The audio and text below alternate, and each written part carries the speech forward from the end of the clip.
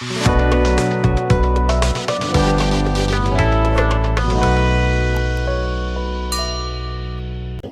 लोग Kepler law of motion ही पढ़ते हैं।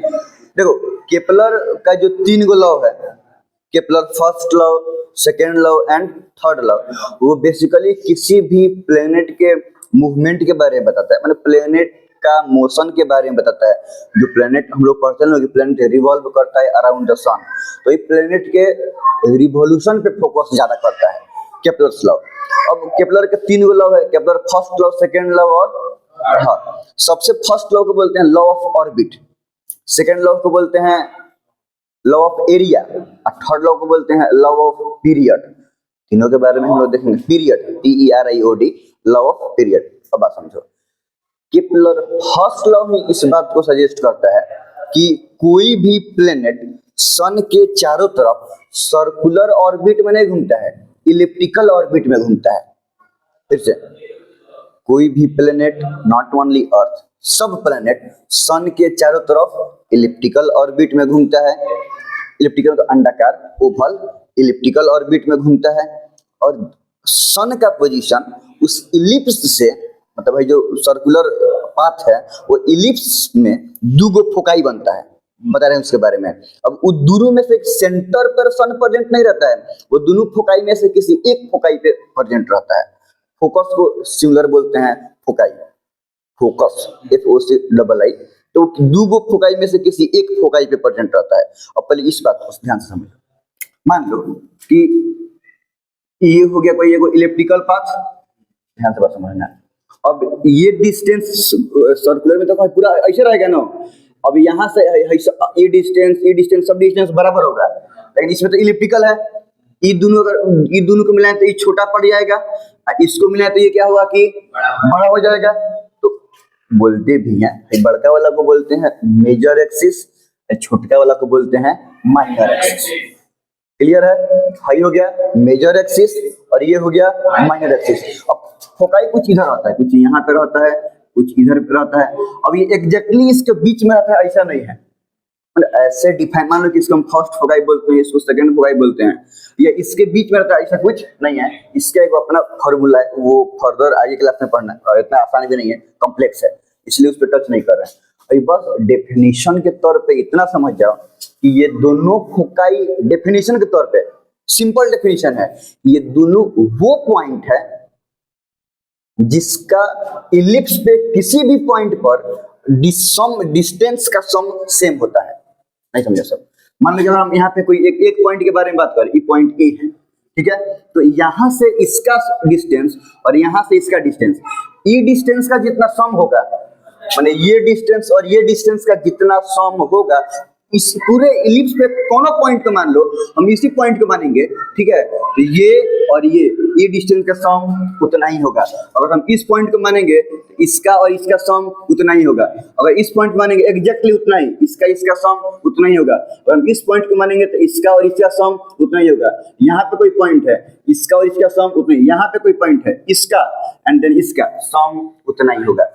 जिस पॉइंट से इलिप्स के किसी भी पॉइंट पे सम क्या होता है कि सेम होता है, ये दोनों पॉइंट को डिफाइन करते हैं फोकाई के रूप में। पहला नंबर बात, कोई दिक्कत? दूसरा बात कि दोनों फोकाई हमेशा मेजर एक्सिस पे होता है। हाई है मेजर एक्सिस और ये है माइनर एक्सिस। ये कहाँ पे प्रेजेंट है? मेजर एक्सिस पे प्रेजेंट है कि नहीं है? ठीक है। तीसरी बात कि जो ये दोनों के बीच में ये जो सेंटर है, इससे फर्स्ट फोकाई जितना दूरी पे होगा, सेकेंड फोकाई भी उतना ही दूरी पे होता है। ये दोनों डिस्टेंस बराबर है, हम ये बोल रहे हैं। हम ये नहीं बोल रहे कि इसके आधा में ये है, इसके आधा में ये नहीं है। अगर ये आधा साल का सा ज्यादा होगा तो यहाँ पर भी आधा साल का सा ज्यादा होगा। ऐसे इससे ये जितना डिस्टेंस पे होगा, फर्स्ट वाला सेकेंड वाला भी इससे उतना ही डिस्टेंस पर होगा। तीन प्रॉपर्टी बहुत ज्यादा है तुम लोग को इतना जानने के लिए कि फोकाई क्या होता है। ठीक है, तो ये दोनों पॉइंट को बोल रहे हैं हम लोग फोकाई। अब बात समझो, अब जो कोई भी मान यहाँ पे कोई प्लेनेट्स है, अर्थ है, अर्थ यहाँ पे रिवॉल्व कर रहा है, तो ऐसा नहीं है कि यहाँ पे बीच में सन है और सन के चारों तरफ अर्थ ऐसे क्या कर रहा है कि रिवॉल्व कर रहा है। सन का पोजीशन ये माइनर और मेजर एक्सिस के सेंटर पे नहीं, या तो यहाँ पे रहेगा और या तो यहाँ पे रहेगा, कोई एक ही जगह पर रहेगा, दोनों जगह पर नहीं रहेगा। और हाँ, दोनों में से कोई एक ही फोकाई पे रहता है, फोकाई के लोकेशन पर ही रहता है। और ऐसा सिर्फ अर्थ में नहीं, किसी भी प्लेनेट को सब प्लेनेट इलिप्टिकल पाथ पे मूव करेगा, और सब प्लेनेट के अकॉर्डिंग जो सन का पोजीशन होगा वो दोनों फोकाई में से किसी एक फोकाई पे प्रेजेंट रहेगा। ठीक है, ये है first law, Kepler first law of motion, मतलब प्लेनेट का motion, first law of planetary motion. ठीक है, अब केपलर है ना, हम लोग बहुत लइका फैका हैं, कुछ नहीं है, लइको फैका नहीं है उसके रेस्पेक्ट में, समझ में। हाँ, मतलब थोड़ा सा तो बोले तो हैं कि केपलर को हैंड ओवर कर दिए अपना डेटा वो टाइको ब्रे, अब वो सब डेटा को एनालाइज किए हैं, अपने से प्लेनेट के मोशन को क्या किए हैं कि ऑब्जर्व किए हैं, और तब जाके वो इस नतीजे पर पहुंचे। यहाँ तो कोई दिक्कत नहीं है ना। और इसी केपलर फर्स्ट लॉ को बोलते हैं हम लोग लॉ ऑफ ऑर्बिट। कोई दिक्कत?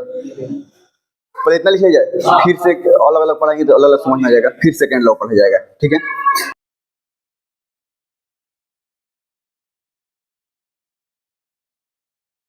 हम लोग देख रहे थे केपलर फर्स्ट लॉ, नहीं, प्लेनेटरी मोशन का केपलर के द्वारा दिया हुआ फर्स्ट लॉ, जिसको लॉ ऑफ ऑर्बिट बोलते हैं, क्योंकि बेसिकली बात इसमें किसके अकॉर्डिंग है, ऑर्बिट के लिए ही दिया गया है।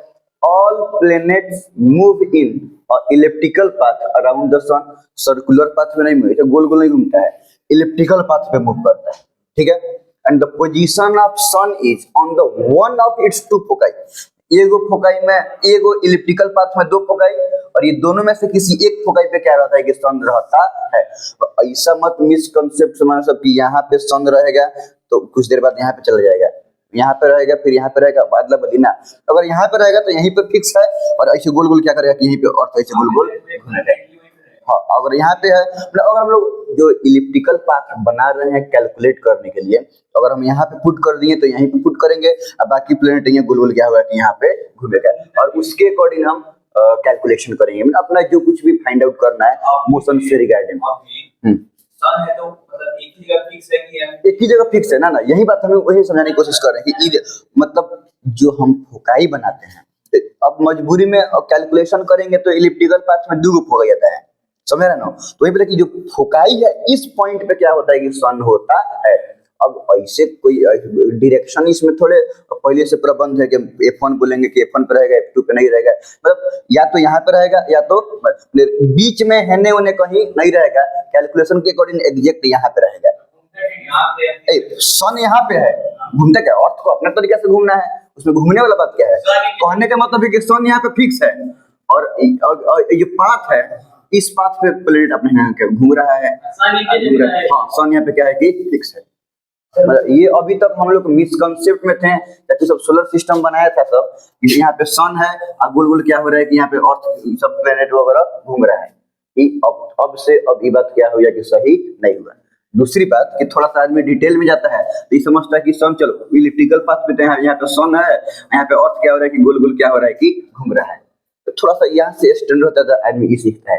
अब थोड़ा सा यहाँ से अब इसको खत्म, ये तो खत्म है, ये तो उसके बाद अब ये खत्म, तो अब ये समझ जाओ कि ये वाला बात ठीक है, अर्थ यहाँ पे क्या करेगा कि घूमेगा गोल गोल, लेकिन सन यहाँ पे नहीं, सन कुछ यहाँ पे रहेगा, सन कुछ यहाँ पे रहेगा, और अर्थ गोल गोल अपना क्या करेगा कि घूमेगा। बस बात यहाँ पे ये है। और ये जो सन का पोजीशन है, ये लोकेशन इसके फोकाई है। ये बात समझ में आ रहा है ना, ये बात हम समझाने की कोशिश कर रहे हैं। ठीक है, एक मिनट को।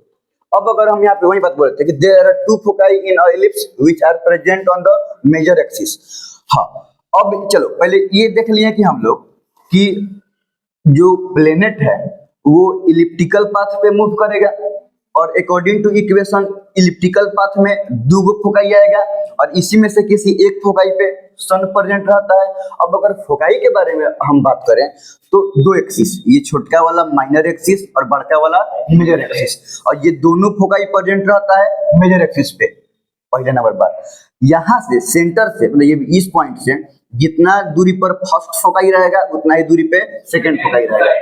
थर्ड बात एक और हम लोग देखे थे लोग कि इलिप्स के किसी भी पॉइंट पे अगर बात करें, अगर इस पॉइंट पे यहाँ से ये जो डिस्टेंस होगा और यहाँ से ये डिस्टेंस होगा, ये डिस्टेंस और ये डिस्टेंस का जितना सम होगा, किसी भी दूसरे पॉइंट से चेक कर सकते हो, यहाँ पर भी कर सकते हो, तो ये डिस्टेंस और ये डिस्टेंस का सम उतना ही होगा। इस पॉइंट पे कंसीडर करेंगे ये डिस्टेंस और ये डिस्टेंस, मतलब ये डिस्टेंस और ये डिस्टेंस का सम उतना ही होगा, ये डिस्टेंस और ये डिस्टेंस का सम उतना ही होगा। यही है ब्यूटी फुकाई का। यही वो दोनों पोजीशन है जहां से इलिप्स के किसी भी पॉइंट पे डिस्टेंस सेम आ रहा है, यही दोनों लोकेशनों को बोलते हैं हम लोग फुकाई। क्लियर है? ये था हमारा Kepler first law of motion. ठीक है, अब उसके बाद देखते हैं हम लोग Kepler second law of motion, और उसको बोलते हैं लॉ ऑफ एरिया। क्या बोलेंगे? लॉ ऑफ एरिया, क्योंकि बात इसमें एरिया के अकॉर्डिंग है। ठीक है, अब बात समझो कि इसमें होता क्या है। लॉ ऑफ एरिया बोल रहा है, चलो ये तो बात समझ में आ रहा है ना, ये हो गया हमारा कोई भी प्लेनेट और ये हो गया सन। बात क्लियर है? देखो लॉ ऑफ एरिया बोलता है कि जो लाइन, ध्यान से, जो ये हो गया प्लेनेट और ये हो गया सन, जो लाइन प्लेनेट को सन से मिलाता है, मान लो कि ये लाइन हो गया, तो ये line, the line which connect planet with sun sweep equal area in equal interval of time. बात ध्यान से समझो, the line which connect planet with sun sweep equal area in equal interval of time. मान लो कि कुछ time में, मान लो कि 2 महीना में, 3 महीना में, जितना महीना में, कुछ टाइम में ये यहाँ से मान लो कि यहाँ पर आ गया, ये फर्स्ट पोजीशन से आ गया, मान लो कि सेकंड पोजीशन पे यहाँ पे आ गया, बोलो तो ये कितना एरिया सन से ये लाइन हम ऐसे अगर करेंगे, ये इतना एरिया को शिफ्ट किया, इतना एरिया को कवर किया। समझ में आ रहा है?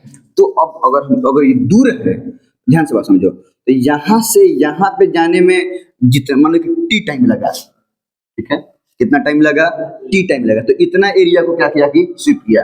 और दूसरी ओर अगर हम इतना ही एरिया को देखेंगे, ध्यान से, यहाँ पे डिस्टेंस ज्यादा है ना, तो लंबाई में ज्यादा एरिया खींच लेगा, बोलो, मान लो कि तो ये लंबाई में कुछ ज्यादा एरिया खींच लेगा, तो एक पॉइंट ये हो गया और एक पॉइंट ये हो गया, तो यहाँ से यहाँ जाने में मान लो कि ये जितना एरिया है उतना ही एरिया ये क्या कर रहा है कि स्वीप कर रहा है, ऐसे स्वीप करेगा, तो ये एरिया और ये एरिया मान लो कि क्या है कि बराबर है।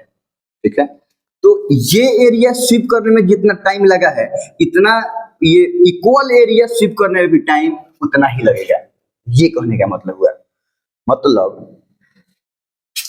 जितना टाइम में ये यहाँ से यहाँ पे आया है, तो इतना एरिया स्वीप किया, उतना ही टाइम में ये यहाँ से यहाँ पे जाएगा। वो दूसरा प्लेनेट ना, ये वही प्लेनेट है, ये जो प्लेनेट है वो एलिप्टिकल ऑर्बिट में हुए ना है, तो प्लेनेट क्या है बदल जाएगा, मतलब ये यहाँ से यहाँ तक ये एरिया जितना है, ये भी एरिया उतना ही है, तो यहाँ से यहाँ तक जितना टाइम में आएगा, यहाँ से यहाँ पे उतना ही टाइम में आएगा।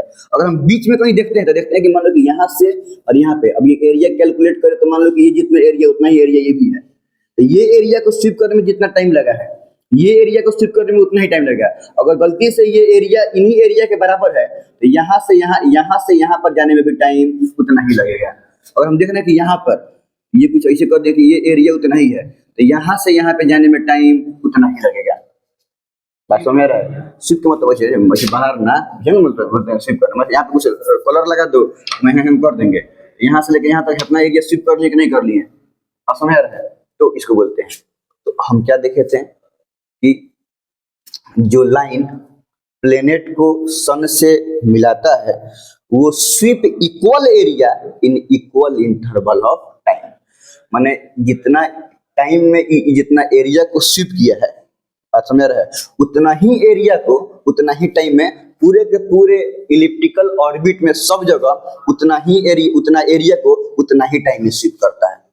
हाँ, यहाँ से दो कंक्लूजन हम लोग ड्रॉ करेंगे। पहले का नंबर बात ये कि ध्यान से समझना, बहुत बारीकी बात है। दो यहाँ से कंक्लूजन हम लोग ड्रॉ करेंगे। सबसे पहले की बात ये, ध्यान से रखना, अगर हम बनाए हैं ये एक इलिप्टिकल पाथ है और यहाँ पे क्या है कि सन है।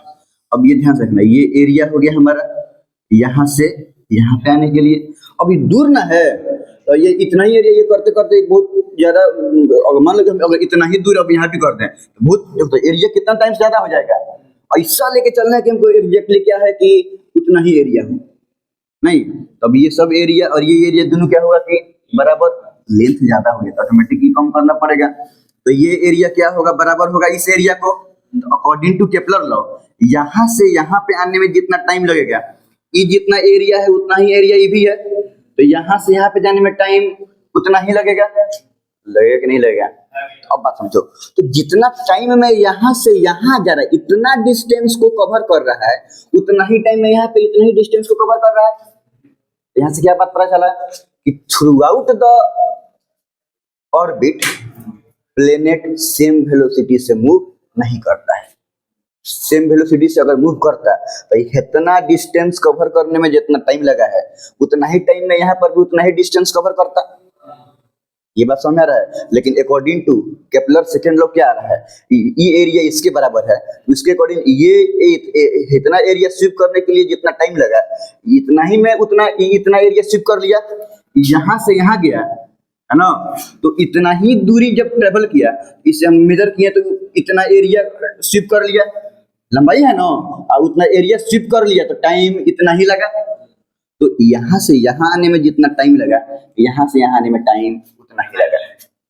समझ में आ रहा है। तो उतना टाइम में यहाँ पे ज्यादा डिस्टेंस कवर किया, उतना ही टाइम में यहाँ पे कम डिस्टेंस कवर किया। तो ये बात कंफर्म हुआ कि नहीं कि through out the elliptical orbit planet same velocity से मूव नहीं करता है, कांस्टेंट वेलोसिटी से मूव नहीं करता है। अब कोई पूछेगा कि अर्थ कितना वेलोसिटी से सन के चारों तरफ घूमता है, तो उसका कोई एक डायरेक्ट जवाब नहीं होगा।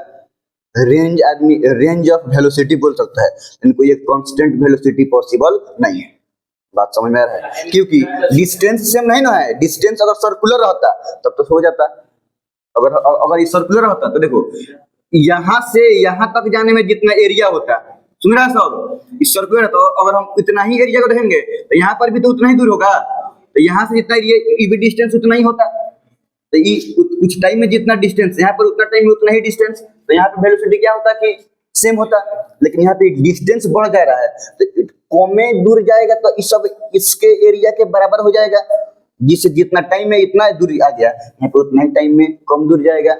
तो जब डिस्टेंस डिफरेंट है, वेलोसिटी सेम होगा क्या, सेम स्पीड से मूव इलिप्टिकल पाथ में नहीं करना है, ये कांस्टेंट वेलोसिटी नहीं होगा। दूसरा बात ये ध्यान से कि मूव करते समय में जब मान लो कि इस पोजीशन पे क्या था कि हमारा सन था, ध्यान से, तो जब मूव करते समय में प्लेनेट सन के करीब है, यहाँ पे सन के करीब है, इतना दूर है, यहाँ पे सन से दूर है, तो मूव करते समय में जब प्लेनेट सन के करीब होता है तो ज्यादा स्पीड से चलता है, और जब सन से दूर रहता है तो कम स्पीड से। सन के नजदीक है यहाँ पे, नजदीक है यहाँ पे, तो कुछ टाइम में इतना एरिया कवर कर लिया, और दूर है, समझ में आ रहा है, तो उतना ही टाइम में कम डिस्टेंस ट्रेवल किया है। बात समझ आ रहा है। तो जब सन के करीब रहेगा तो ज्यादा डिस्टेंस को ज्यादा स्पीड से मूव करेगा, और जब सन से दूर रहेगा तो कम स्पीड से मूव करेगा। बात समझ आ रहा है, क्लियर है। और ये है हमारा Kepler second law of motion, और इसे बोलते हैं लॉ ऑफ एरिया। इतना बात क्लियर जाए। हाँ बोलो, अब किसको क्या प्रॉब्लम था सेकंड लॉ में? हाँ बोलो। और जो लास्ट लॉ और क्या बताया है गुरु वाला सुन ले। अबे ये गोल नहीं है, इलिप्टिकल है। और ये और मतलब और है वीडियो है कौन के साथ साथ जो प्लेनेट है सब घूम रहा है। हाँ तो ये तो अब हम कांस्टेंट कहिए ना, अभी हम इस सन उसके रेस्पेक्ट में अभी एगो प्लेनेट के मोशन में समझा रहे हैं, और ऐसा ऐसा सब प्लेनेट करेगा, ये बात समझ आ रहा है। ये सिर्फ अर्थ का है। अब नॉट ओनली अर्थ, यूरेनस है ना, वेनस, मार्स, सबका साथ ऐसा ही होगा। उसके वो भी इलिप्टिकल पाथ पे मूव करेगा, उसके भी दो फोकाई में कोनो एक फोकाई पे क्या रहेगा कि जो सन का पोजीशन रहेगा फोकाई पर रहेगा, वो भी वैसा ही करेगा कि वो प्लेनेट सब भी जब सन के नजदीक आएगा तो स्पीड में मूव करेगा, और जब दूर जाएगा तो ये यूनिवर्सल है, सिर्फ अर्थ के लिए एप्लीकेबल नहीं है, पूरा सोलर सिस्टम में सब प्लेनेट के लिए एप्लीकेबल है। वो सब ऐसे ही करेगा। तो रैंडम सन के रिलेटिव सब कैसे मूव करेगा ये क्लियर हो गया, सबके अकॉर्डिंग मूव करेगा। अब ऐसे मूव करते करते वो आगे बढ़ता है। अभी हम सन को रोक दिए हैं और सबको मूवमेंट रोक दिए हैं, अब ऐसे से मूव कर रहा है, ये बात क्लियर है। अब सब उसी अकॉर्डिंग मूव करते करते क्या होगा कि आगे बढ़ते जाएगा और उसके अकॉर्डिंग बाकी प्लेनेट भी क्या होगा कि आगे बढ़ते जाएगा। ऐसे होता है, यहाँ तो कोई दिक्कत नहीं है ना। अब केपलर सेकंड लॉ लिख लिया जाए।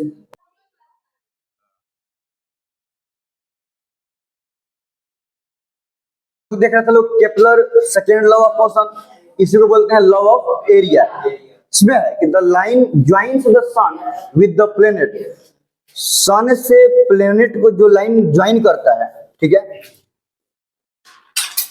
Sweeps equal area in equal interval of time, माने यहाँ पे जितना टाइम में कुछ एरिया को स्वीप करेगा, अगर कोई कहीं किसी दूसरे दो पोजीशन के बारे में बात करेंगे तो वहां पर अगर उतना ही एरिया स्वीप किया है तो इतना एरिया स्वीप करने में जितना टाइम लगा है यहाँ पर भी इतना एरिया स्वीप करने में टाइम उतना ही लगेगा।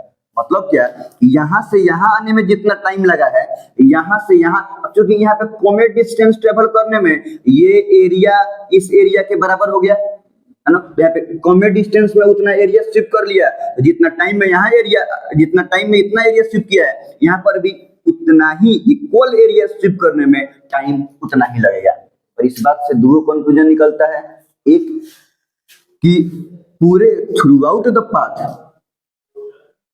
प्लेनेट सेम स्पीड से मूव नहीं करता है, कांस्टेंट स्पीड से मूव नहीं करता है, डिफरेंट स्पीड से मूव करता है। और दूसरी बात ये कि जब प्लेनेट सन के नजदीक रहता है, देखो तो जितना टाइम में इतना डिस्टेंस आ गया, नजदीक है तो ज्यादा दूर जाएगा तब ना एरिया ज्यादा होगा, और दूर है तो लेंथ बढ़ जा रहा है, तो कम दूर में उतना एरिया पूरा हो गया। तो जब कोई प्लेनेट सन के नजदीक रहेगा तो फास्ट देखो उतना ही टाइम में ज्यादा डिस्टेंस है, यहाँ से यहाँ पे आ गया है ज्यादा डिस्टेंस है, और यहाँ पे उतनी टाइम में इतनी डिस्टेंस है। तो जब नजदीक रहेगा तो फास्ट ज्यादा स्पीड से मूव करेगा, और जब प्लेनेट सन से दूर रहता है तो कम स्पीड से मूव करता है, स्लोअर मूव करता है।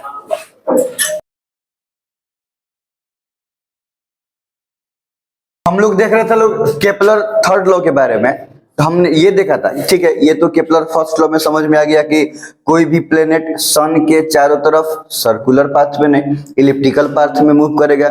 और दूसरा बात ये कि सन दोनों एक इलिप्स के दोनों फोकाई में से किसी एक फोकाई पे प्रेजेंट रहेगा। और Kepler second law law of area में था कि जो लाइन प्लेनेट को सन से जोड़ता है वो लाइन इक्वल टाइम इंटरवल में इक्वल एरिया को स्वीप करेगा, जिसे कंक्लूड ये हुआ था कि सन ये planet over all the ellipse same velocity से मूव नहीं करता है, कांस्टेंट स्पीड से मूव नहीं करता है। जब ये सन के क्लोज रहेगा तो फास्टर मूव करेगा, और जब दूर रहेगा तो स्लोअर मूव करेगा, धीरे धीरे मूव करेगा। ठीक, अभी देख रहे थे हम लोग केपलर थर्ड लॉ, इसको हम लोग लॉ ऑफ पीरियड भी बोलते हैं, कहीं लिख लो सब अगर जगह हुआ तो, law of period. Kepler third law को बोलते हैं लॉ ऑफ पीरियड। ठीक है, अब बात समझे, यहाँ पे हम मान लिए हैं कि किसी प्लेनेट को सन के मतलब अपने इलिप्स में सन के अराउंड रिवॉल्व करने में कितना टाइम लग रहा है, टी, टाइम पीरियड हो गया टी। अब क्योंकि अब एक बार रिवॉल्व किया तो टी टाइम लगेगा, ठीक है, दोबारा में कुछ कम हो जाएगा या बढ़ जाएगा क्या, उतना ही रहेगा। तो ये बार बार तो ये काम करते रहेगा, पीरियोडिक, समझ में आ रहा है कि नहीं आ रहा है। तो किसी प्लेनेट को सन के चारों तरफ रिवॉल्व करने में टाइम पीरियड कितना लग रहा है, टी। टी वो टाइम पीरियड हो गया जितना कोई भी प्लेनेट ले रहा है एक कंप्लीट रिवॉल्यूशन करने में। और ये हो गया हमारा मेजर एक्सिस, कल हम लोग देखे थे लोग, ये बड़का एक्सिस मेजर एक्सिस और छोटका एक्सिस माइनर एक्सिस। तो यहाँ से लेके यहाँ तक तो हो गया मेजर एक्सिस। अब यहाँ से लेके यहाँ तक अगर हम देखेंगे तो मेजर एक्सिस का आधा, इसको बोल सकते हैं सेमी मेजर एक्सिस, और इसको हम रिप्रेजेंट कर रहे हैं किसी से, ए से। तो टी हो गया हमारा टाइम पीरियड, एक चक्कर कंप्लीट करने में लगा हुआ टाइम, और ए हो गया length of semi major axis. तो according to Kepler's third law, कहाँ गया, square of time period of the planets, सिर्फ ये दो प्लेनेट, सब यूनिवर्सल है सब प्लेनेट के लिए।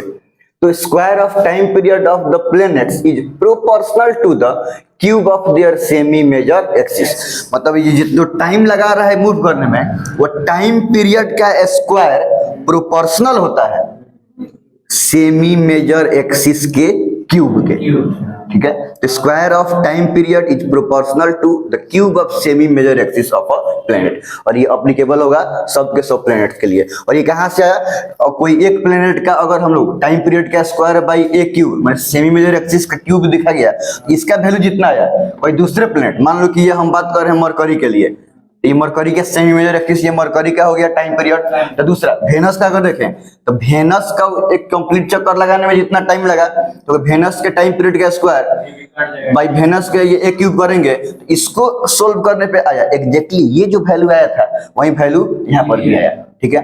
अगर कोई दूसरा अर्थ के बारे में ही बात करेंगे तो अर्थ के टाइम पीरियड का स्क्वायर भाई अर्थ के सेमी मेजर एक्सिस का क्यूब, जितना आया इस सब का सब क्या आ रहा था कि सेम आ रहा था। मतलब हम ये बोल रहे हैं कि अर्थ के बारे में भी बात करें तो अर्थ को एक चक्कर लगाने में जो टाइम लगा वो हो गया टाइम पीरियड ऑफ अर्थ। अर्थ का भी तो अपना एक मेजर एक्सिस होगा, उसका आधा होगा तो उसका सेमी मेजर एक्सिस होगा। तो अर्थ के टाइम पीरियड का स्क्वायर और अर्थ के सेमी मेजर एक्सिस का क्यूब, और ये दोनों का रेशियो निकाला गया तो उसका भी इन दोनों के बराबर ही आया। और इस तरह से नॉट ओनली इन तीनों जितना भी सोलर सिस्टम में प्लेनेट्स है, सब प्लेनेट के टाइम पीरियड का स्क्वायर और उसके सेमी मेजर एक्सिस के क्यूब, ये दोनों का रेशियो क्या था कि एकदम बराबर था। तो खैर ये चीज था कि square of time period proportional to cube of their semi major axis किसी भी प्लेनेट के लिए। और ये था केपलर थर्ड लॉ। चलो प्लेनेट 1 इसका 1:1 हो गया, 1:9 जो भी हो गया, इसका अगर 1/9 आया तो इसका भी 1/9, इसका भी 1/9, समझ में आ रहा है ना। मतलब अगर इसका अगर सोल्व करने में 0.32 आया, इसका भी 0.32, इसका भी 0.32, एग्जैक्टली क्या है कि सबका सेम आया। अब एग्जैक्टली अब ये तो हम सोलर सिस्टम की बात है, बहुत बड़ा बड़ा कैलकुलेशन की बात है, हेवी कैलकुलेशन की बात है, लेकिन अप्रॉक्स टू सेम आया, यही बहुत बड़ी बात है। नहीं इसे नहीं बोला जाता है कि जैसे कि इधर वो अपना टेक्नोलॉजी के अकॉर्डिंग, हाँ कहीं रील्स में हम देखे थे कि अपना टेक्नोलॉजी के अकॉर्डिंग पता किया गया कि भाई अर्थ और सन के बीच में डिस्टेंस कितना है। कई हजारों साल पहले वो जो हनुमान चालीसा लिखाया और उसमें कोई एक वर्ड है, एक बार हम बता देंगे, तो उसको अगर ऐड कर कैलकुलेट किया जाएगा तो वो भी एग्जैक्ट सन से इसका डिस्टेंस उतना ही आया। और ये बहुत बड़ी बात है, हनुमान चालीसा में हनुमान जी सन से रिलेटेड हैं, फल उसको उड़ के जाके खा गए, समझ में आ रहा है ना। तो वो उस क्रम में जो डिस्टेंस ट्रेवल किए हैं वो डिस्टेंस को एग्जैक्ट संस्कृत वर्ड के अकॉर्डिंग उसमें लिखा हुआ है। तो कितनी बड़ी बात है, कैलकुलेशन हुआ एन हजारों साल पहले, वो जो उसमें लिख दिया गया वो उसी के अप्रॉक्स आ गया, बहुत बड़ी बात है। उसी ने बताया था एंशिएंट इंडियन नॉलेज की ब्यूटी के बारे में कोई इतना, लेकिन हम अब सोच रहे हैं एगो टाइम मतलब होनी चाहिए, अपना जो अभी काम हम कर रहा है मतलब वो तो ठीक है चल रहा है, तो उसके अकॉर्डिंग एक आध्यात्मिक समय भी होनी चाहिए। इनफैक्ट सब किसी का है, अगर बच्चा स्टूडेंट सब करे तो बहुत ही अच्छा बात है। नहीं मतलब पढ़ाई के अलावा कि जो अपने एंशिएंट नॉलेज को पढ़े, कम से कम आधा घंटा, बच्चा है स्टूडेंट है तो आधा घंटा पढ़े, बहुत सारे मतलब वेद है, पुराण है, जो भी ऋषि लोग है, मतलब अगर हम उसमें रिसर्च करेंगे तो इतना ज़्यादा बुक आएगा, वो बुक अवेलेबल भी है। तो बस इम्पोर्टेंट क्या है, टाइम निकालना उसको पढ़ने के लिए। तो वहाँ से बहुत सारा कंटेंट हम क्या कर सकते हैं कि समझ सकते हैं, बहुत सारा बात समझ सकते हैं। संस्कृत अगर लिखा रहता है तो उसके नीचे उसका हिंदी भी तो लिखा रहता है। हमको बात कंटेंट समझने से है। हम जो भगवत गीता पढ़ते हैं उसमें संस्कृत के पढ़ते थोड़े हैं, उसके नीचे में फलाना धृतराष्ट्र ने क्या, श्री कृष्ण ने ये क्या, द्रोणाचार्य ने ये कहा, अब जो कहा है उसको हम पढ़ लेना है। हमको मतलब संस्कृत से थोड़े है, हमको मतलब किस चीज से है, उसमें जो हिंदी में कंटेंट लिखा हुआ है वो कंटेंट हम जाने और उससे क्या हम नॉलेज सीखते हैं, इंपॉर्टेंट इसलिए है। तो अब हम सोच रहे हैं कि मतलब थोड़ा सा लाइफ हल्का सा साल डेढ़ साल में थोड़ा सा और स्टेबल हो जाए, जो आदमी ऊपर नीचे थोड़ा बहुत स्टेबल हो जाए, तो एक समय होनी चाहिए एटलीस्ट आधा घंटा एक घंटा का, जहाँ पे आदमी प्रॉपर एगो किताब रखे और कम ही सही, आधा घंटा एक घंटा ही सही, उसको मतलब एक पर्सनल इंप्रूवमेंट के लिए उसको यूज करें। क्योंकि सोचो कि कितनी बड़ी बात है, इतना ज्यादा टेक्नोलॉजी जो अभी साबित कर रहा है, हम लोग का टेक्नोलॉजी आज से 1000 साल पहले 10,000 साल पहले मतलब उस चीज को ऑलरेडी जान चुका था, उसके बारे में लिख चुका था, एक्सप्लेन कर चुका था। तो बहुत बड़ी बात है, समझ में आ रहा है। तो अभी हमको लग रहा है कि साइंस अभी हम लोग मॉडर्न है, लोग मॉडर्न टेक्नोलॉजी बोल रहे हैं, लेकिन हमको लग रहा है कि उतना साल पहले इतनी सारी जानकारी थी, मतलब अभी से कितना मतलब 1000 टाइम्स पहले का साइंस ज्यादा था। अगर आदमी अज्यूम करेगा तो बहुत समझ में आएगा। तो एक समय आध्यात्मिक समय होनी चाहिए, इसमें कोई बुराई नहीं है, ठीक है। सिलेबस का स्टडी बढ़िया है, लेकिन उसके साथ साथ और जिस चीज से हम लोग का ऐतिहासिक पृष्ठभूमि जुड़ी हुई है वो चीज को पढ़ने में क्या बुराई है, और इनफैक्ट उससे और अच्छा ही है ना। खैर, तो ये तो हो गया केपलर्स लॉ के बारे में।